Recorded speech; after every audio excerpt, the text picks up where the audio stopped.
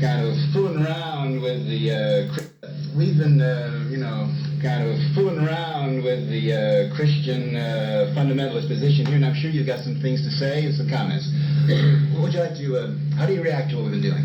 Well, I feel like that, God has a place for every one of us to love Him and to serve Him. And why do you say him instead of her? I was talking about God here.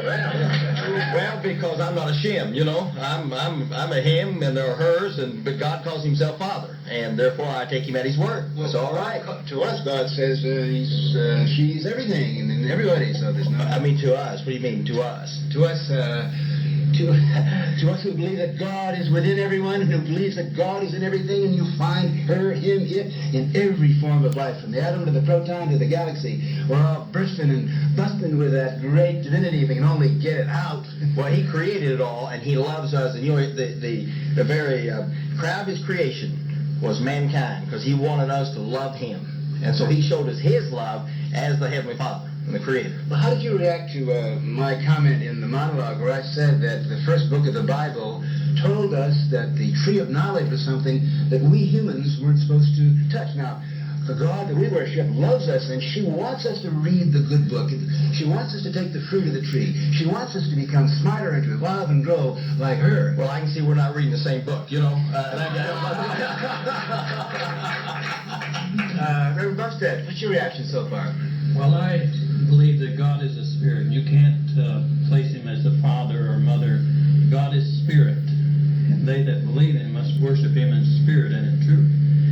And He created man and woman as a helpmeet for somebody to fellowship with.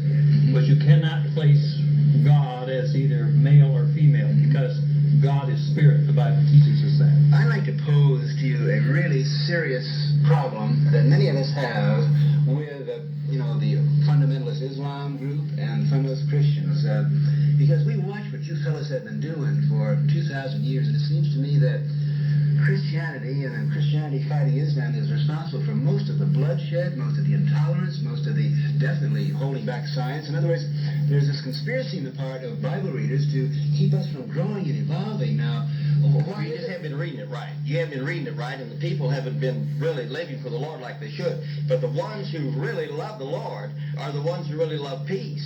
Are the one. You get me a person who knows the Lord together with another one, and we can put some things that are peaceful in the name of Christ, so that there'll not be the war. But Jesus said, look, He said there's going to be wars and rumors of wars, and until He comes again, that's what we're going to have to face. And that's why we look for His coming.